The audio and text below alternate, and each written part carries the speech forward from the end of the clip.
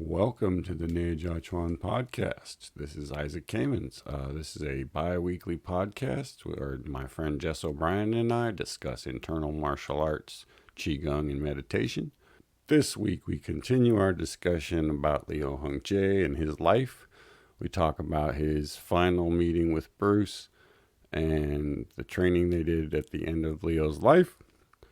That leads into a discussion about spiritual martial arts and the use of meditation in martial arts. We also talk a little bit about what it means to be part of a lineage and passing on a tradition like this, what that means in this kind of world these days. Then we continue our discussion about the first swing. We talk about twisting in the legs and how that's used in this first swing, and that leads into a larger discussion about cloud hands and qigong in general. Side note, good friend Frank Allen has a podcast out now, which I highly encourage everyone to go check out. It's called the Whirling Circles Internal Martial Art Podcast. You can find it on most podcast platforms. Frank's just a wealth of knowledge about Bagua and internal martial arts and a great storyteller, so check that out. Also, our interview with Lee Berkins is up on our Patreon, so if you haven't checked that out, you should give it a listen. If you aren't a member, you can hear a sample on our YouTube page. You can get to that through our website, www.theneijiaquanpodcast.com. All right. Hope everybody's doing well. Take care of yourselves and enjoy the episode.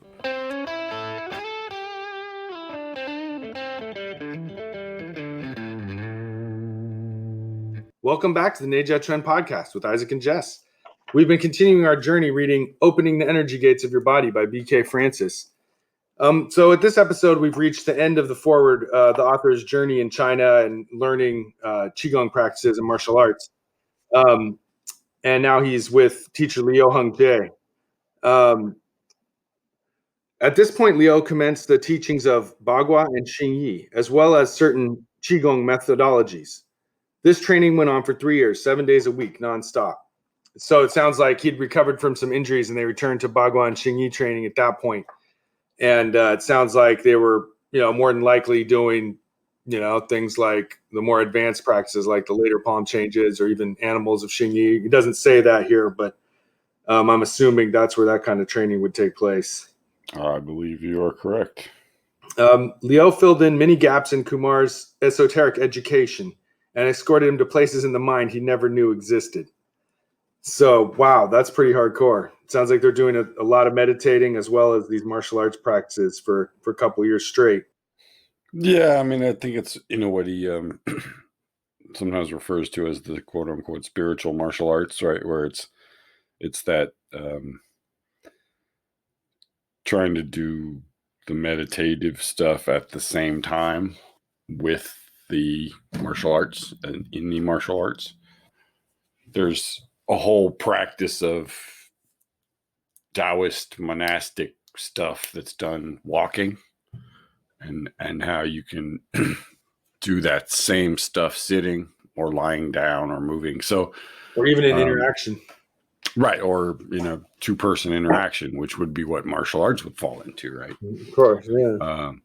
So, I think it's just a different way of looking at it. He often gives credit to Master Liu for teaching him about spiritual martial arts. And of course, it's part of all martial arts on some level, but this is like not just coincidentally some spirituality takes place, but it's actively training meditation and rigorous, energy practices along with as much sparring and two-person technique training that you do in any other school.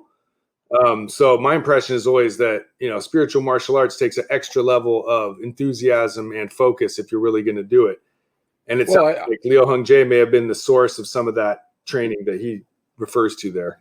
Yeah, I think his specialty in a sense was the loop of, you do meditation to clear your mind to make you a better fighter. You do martial arts to, for lack of a better word, stir up stuff that you might not be able to access on your own. And then you use the meditation to sort of, get through it. Right. So the idea being that, like, you may not be able to bring up enough anger on your own meditating to to truly really get dissolve it, to truly confront it, to truly get right through it. to really get to the thing that's the depth of your, at your depth of your psyche that's causing you to be angry.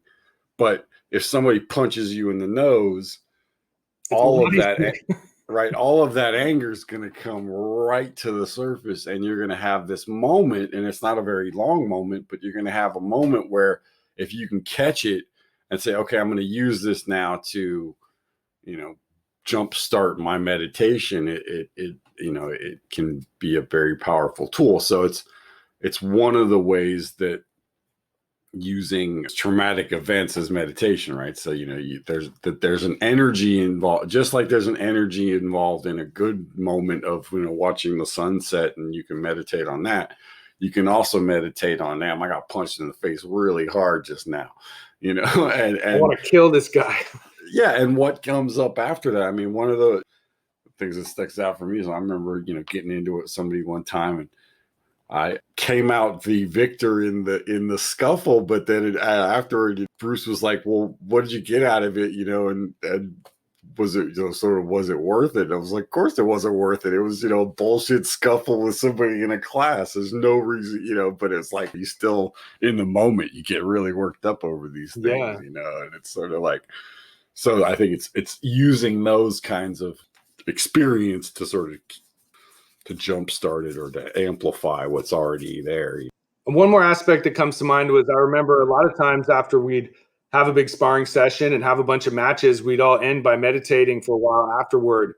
And that's pretty basic, but that's an example of, like, in most martial arts, you just sort of carry on with your day after you're done with your sparring. But we made a part of spiritual martial arts is making a conscious effort to dissolve, absorb, rearrange the energy that's been blasting into your system and out of it, and let it all settle down and sort of, I don't know, coalesce, to coagulate, to capture the energy of that time and not just let it fly by, but like really settle with it and experience. Very, very few things bring you into the moment more than seeing somebody's fist flying at your head, right?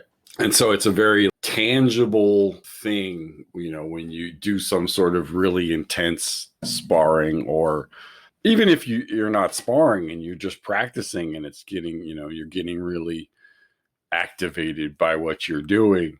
Say you're walking really fast, or doing a really long form where you're you know um, you're sweating and you're getting into it or whatever, to then at the end of that spend a few minutes just sort of not just cooling down your body, because um, that's good too, but to actually look at what is your mind doing now, right? Like, so how did that last 10 minutes of uh bullshit combat in a gym with a friend, that got your mind going to a degree that you feel a certain way, right? So say you get angry, right, in class because so and so took a cheap shot, right?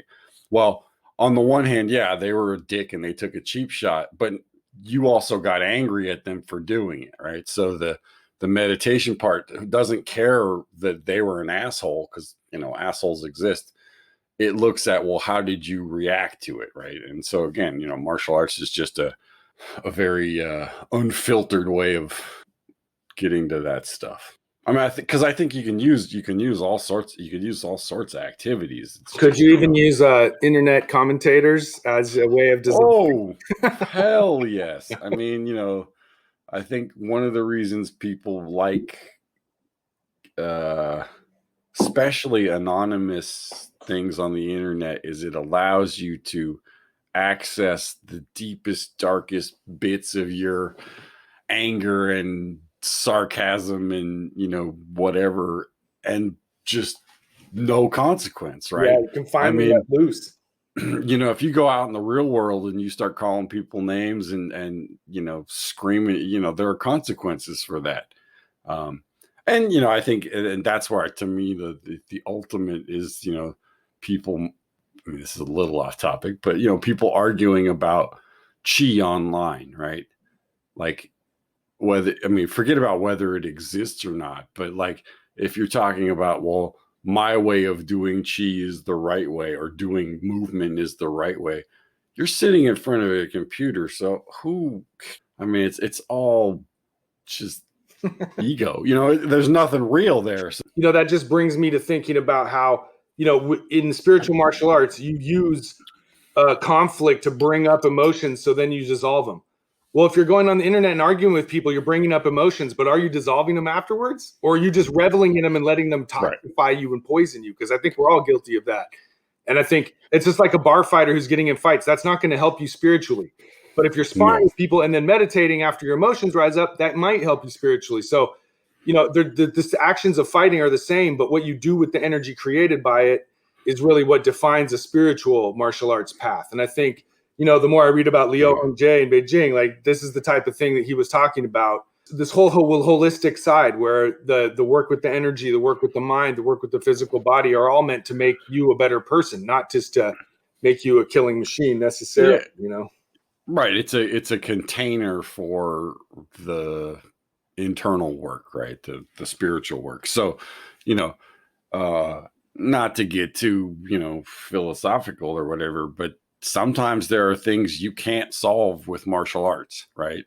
And that it's frustrating to have no power over something, especially when you're used to having power, like because of doing martial arts, right? And that could be something internal too. That could be an injury, like a back injury, or like with Bruce, when he hurt his back in a car accident, or it could be something emotional, like a breakup or something, or it could just be that things around you are bad, and it's not because of anything you did. Just the world is shitty, and you can't change it. And or your ability to change it is very limited. So what can you do about? You can't do anything about that. So you can do something about how it affects you, right? And so I think martial arts, spiritual martial arts, meditation, qigong, those things give you a way of it, at least getting rid of some of that internal angst, frustration, resistance, tension, whatever you want to call it, that builds up when you can't solve a problem. And martial arts are like a microcosm of that, because somebody's got you in a fucking wrist lock, that's a problem, and if you can get out of it, like that's a solution. Right. And so you learn how to, relax through a complicated situation, right? And so, it's just a way of when things are out of your control, at least you have some kind of okay, at least I don't have to hurt my liver in the process of being aware of what's happening around me, because that doesn't help. Well, just to wrap up this section, we've come a long ways, and here at the end, he speaks on his last training with Liu Hongjae. On December 1st, 1986, Liu died one day after he finished teaching Kumar the last palm change of Baguazhang and the final level of Wu-style Taiji Chuan. He had passed the lineage on to Kumar. The sadness for Kumar was overwhelming. And it sounds like that was a big, experience for him, is losing this teacher that he shared a lot with, and who was teaching him some, really old school martial arts that he's always been seeking out and going on this meditative journey. So, I've never lost a teacher like that, but I can only. I've lost some mentors or whatever, and that was gutting. I can't even imagine, especially with having had that limited only, couple of years with him. I think it's different, if you've had 20, 30 years with somebody, you don't feel like, okay, I didn't miss that much, but if you've had only 2 or 3 years with somebody who clearly has a lot more to teach you, that, that's a real bummer. I don't know if this is actually in any of the books, but he told me that, the thing that Liu did on the last day was Liu kind of put his hand on his shoulder and just picked him up and put him down without grabbing him. Just sort of sticking to him. And I think that was sort of that piece of like, okay, I don't have time to, I gotta go, but here's here's the little piece of it, and maybe you can figure it out on your own. And Sure. I think it was similar with some of the meditation stuff. I mean, I think uh, there was stuff that he planted the seed for, but Sure. you can only do so much in 3 years. So Right. A teacher can take you places in their presence, and then later it's up to you to try and yeah, I replicate mean, the same experiences. and I think one of the really like sort of cool things about the way Bruce teaches is he does sort of give you a little bit of that transmission, and if you work at it, you can carry on a little piece of it, And so I think like part of what we're doing here, I mean, as much as Bruce is the conduit, it's really about the stuff that Leo brought to it with the spiritual martial arts that I think, but both you and I, that's what we were really drawn to in Bruce was the way he would just not, I mean, just casually drop stuff that was like, whoa, wait a minute, what? Where you're like, that's crazy, about this sort of internal martial art thing. And you just, where, yeah, it just, it hits a different level than just, doing techniques, Absolutely. No, and I think Liu Hongjie has always presented this really cool figure of a super old, super cool Chinese martial arts master, just that whole persona.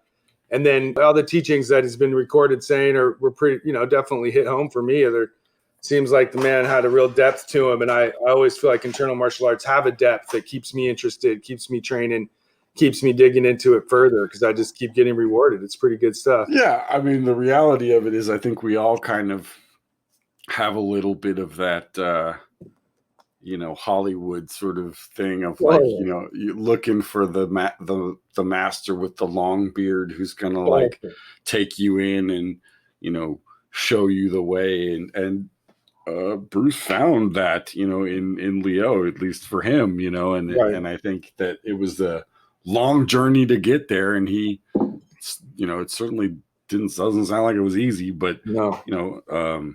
very few people, I think, in the West, at least at that time, were,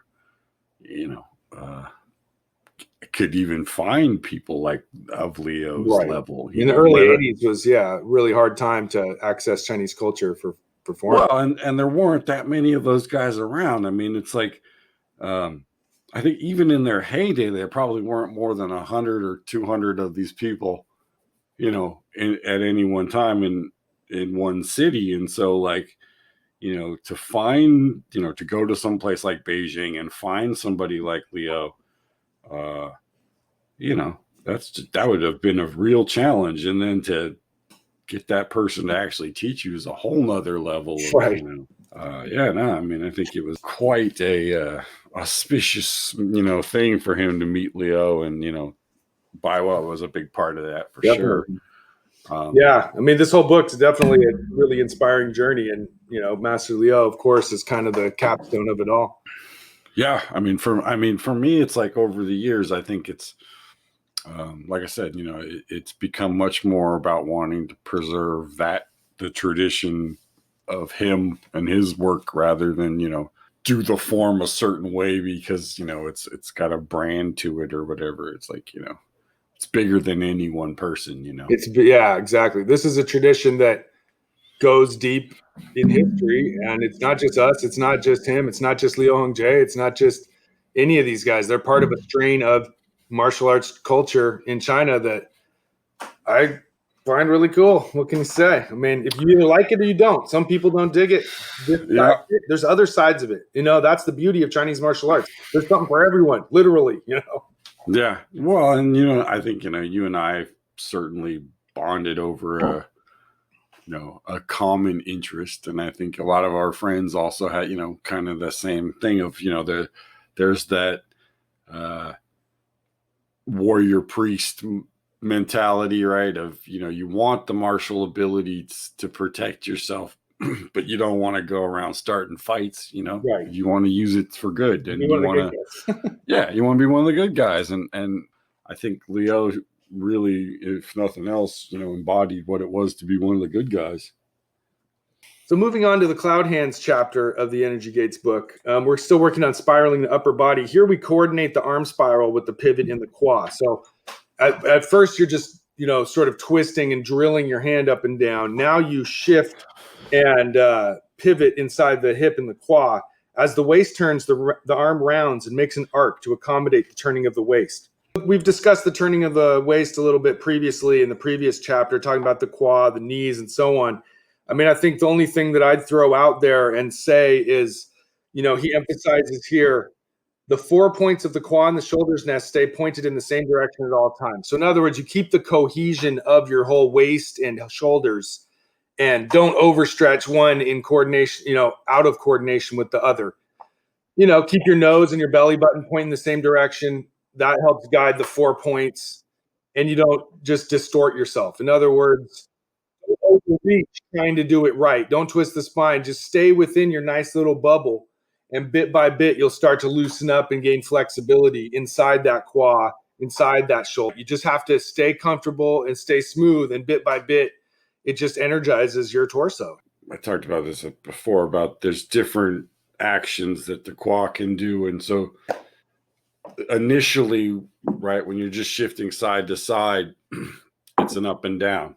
And then when you turn, you're adding this folding motion in the hip. And so if you think of it as like a hinge on a door, your leg and pelvis are the door frame, right?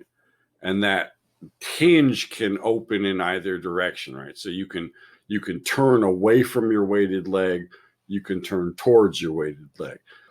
In this, it's like what he's saying is, as you shift over to the side, you're also folding into that quad, right? And that motion is timed with the turning of your forearm or your hand, whatever, arm, whatever you want to call it, right?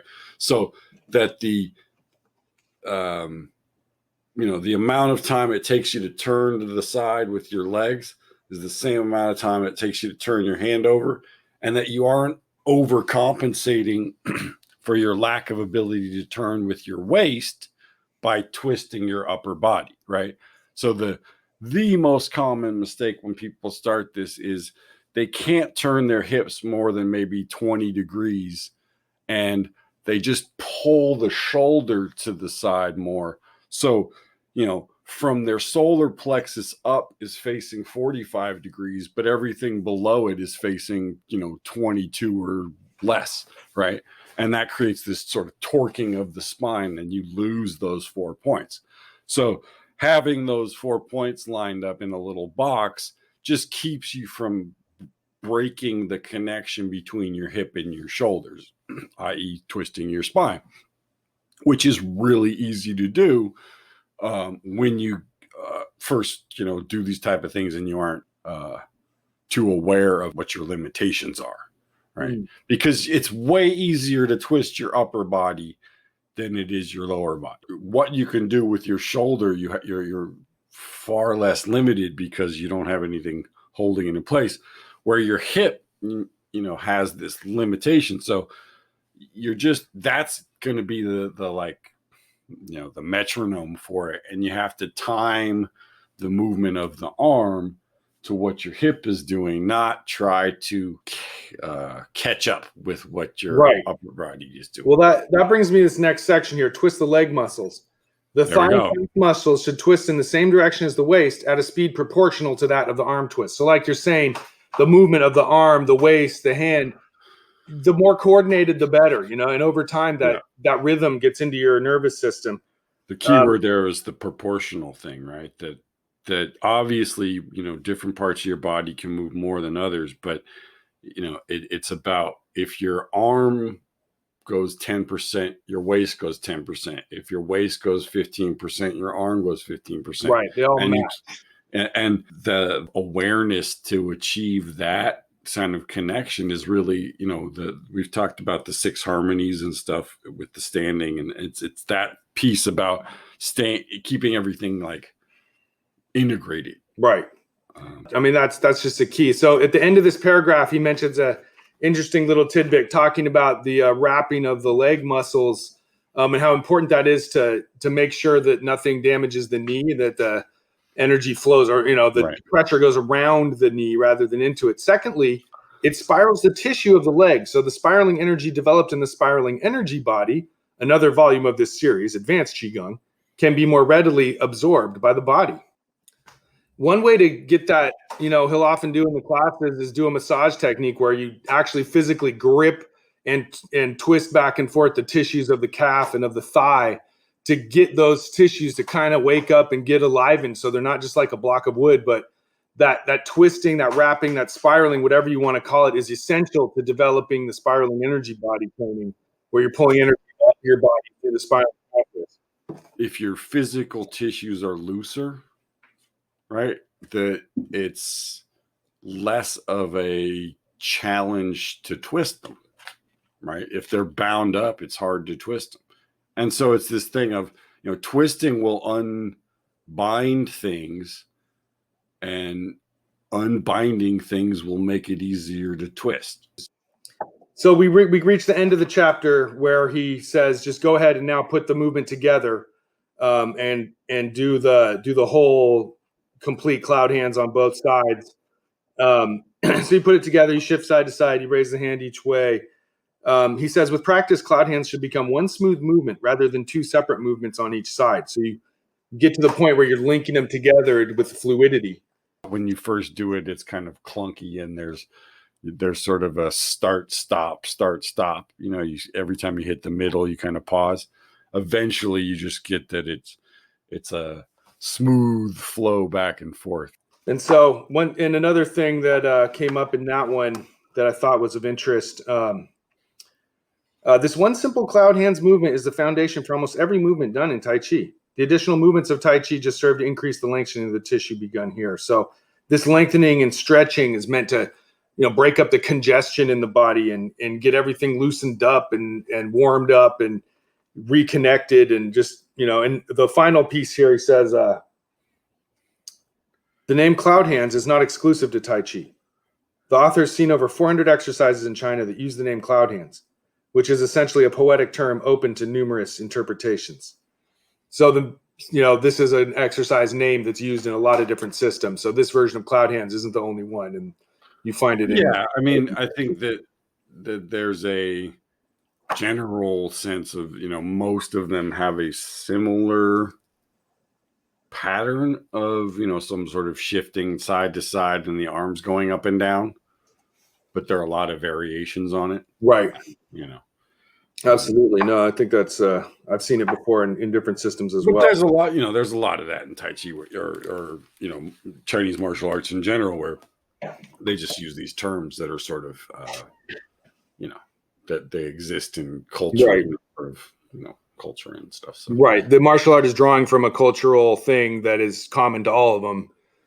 So if a chicken stands on its leg, or, hawk swoops down, there's a tiger comes down from the mountain, things like that, you find all over the place. I mean, the more you look in Chinese martial arts, there's so many different styles, so many different systems, much less Qigong.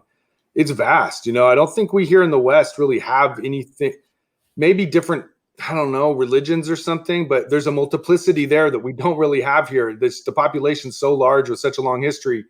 It's just, there's so much different stuff. I mean, to me, I think the only parallel would be something like sports. Maybe that, you have different sports. Mm-hmm. So you have sports as a concept. Yeah, that would be martial arts. Then you have like contact sports, and you have like, ball sports, more like gamey ball sports, right? And then you have things that are, Olympic sports, right? Mm-hmm. So, and fighting sports, and there's just more classifications, right? So right.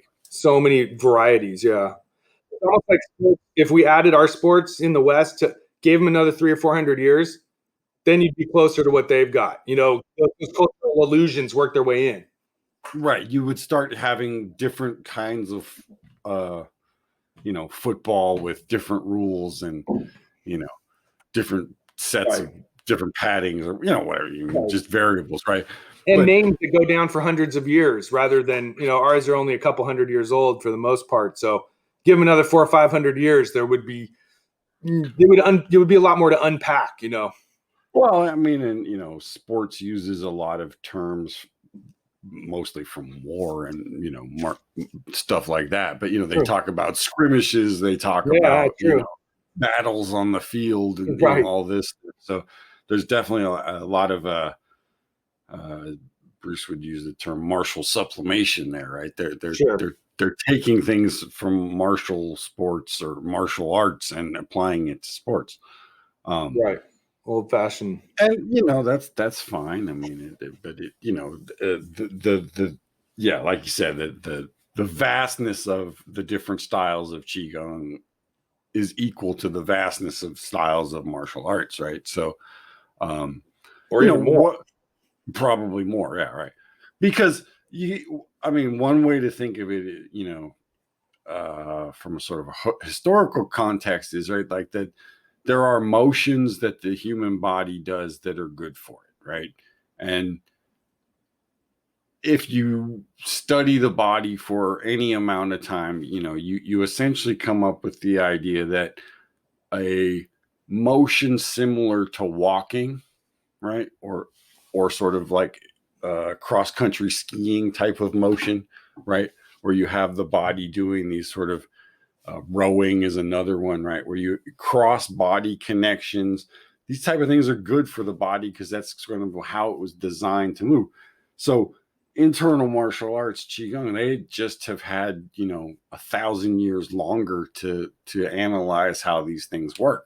Totally. And they did it in a time when it was all done through feeling it, not, theoretical stuff. That is another difference between Western sports where there's a spectator aspect to it. Chinese martial arts, sure, people will always gather for a fight, but like this was more utilitarian. There aren't a lot of Qigong expositions. Right. People are going and watching it. It's pretty boring. I mean, even as an enthusiast, one of the things I dread the most is when people say, "Can I show you my form?" I cringe when people say that because I'm like, well, is it under 2 minutes? Because I can only handle this. That's about as how long that can hold my attention. Because it isn't about what's happening on the outside. And so I think with a lot of this stuff, the external differences in the Tai Chi forms of cloud hands that we discussed in that episode, the special episode we did on Bob's book. Which you can check out on our Patreon if you haven't already. We talk about the different styles of cloud hands, and the Yang style doing it one way, and the Wu style doing it another way, and the Chen Man Ching style doing it another way. But essentially, they're all using the same components. Some people do shifting first and then turning. Some people do turning and then shifting. Some people do opening and closing and then, learn about twisting. Some people learn about twisting, then opening, closing. But eventually you get all the way around to all these different pieces. And so cloud hands is just a term for, essentially a movement that incorporates shifting the waist, turning the hips, and moving the arms. Mm-hmm. It's about right. Because they all seem to, that those are the three big things that they all seem to have in common. Some of them have other things, but And then any move you do in martial arts or whatever is going to contain all the same elements as cloud hands. So it's a perfect engine for whatever techniques you want to create. Essentially the only thing it doesn't have is picking your foot up off the ground. Right? Okay, unless you're doing a walking version of it, in which case it does have a picking your foot up off the ground. But no, you're right. At the most basic, that's because it's at the most basic level. This is the engine you could put in any car, basically. Yeah, and this is jumping ahead a little bit, but in energy gates, the first two movements, cloud hands and the swings, your feet are stationary. In the second two movements, the second and third swing, your feet move, right? You do actually have to pick your foot up off the ground. And so what these first two are doing is getting you to the point that you're stable when you got both feet on the ground, but your weight is all the way on one foot, so that when it comes time to pick up your foot, stable. you can do it without losing your balance. At its most basic level, cloud hands is mimicking, sort of walking. It's a funny walk, but it's walking. It's that sort of bipedal kind of swingy motion where, one arm goes forward and your weight's on the opposite leg, and then, you swing in the other direction. So it's just kind of taking that motion that we're all used to doing and refining it. Just drilling it down to its essentials, Yeah. And then you take that and you turn that into the first swing, that side-to-side action and movement of the arms. You add some energy to it and you add some looseness to it, and that becomes the first swing. The same sort of bipedal action you're talking about. So cloud hands develops the stability and the ability to turn your hips. And then the first swing strengthens, refines, and exposes any weaknesses in the previous stuff, right? And then those two then set you up for the stuff where you actually have to pick up your foot. But like I said, that's jumping ahead a little bit. Well, that sounds like a good place to stop for now. All right, man. Good talking to you. Yeah, let's talk soon. All right, take care. Bye. Hey folks, Isaac here. Just a quick couple things. Since it seems like we're going to be staying at home for a while longer, I've added a Monday night Bhagavad class on Zoom. It'll go from 6:30 to 7:30 Pacific Standard Time. I'm going to cover some basics, palm changes, and some walking and some circle stuff. If you're interested in that, you can contact me directly, or you can visit my website, www.watertradition.com. All right. Hope everyone's doing well. Take care of yourselves and be well.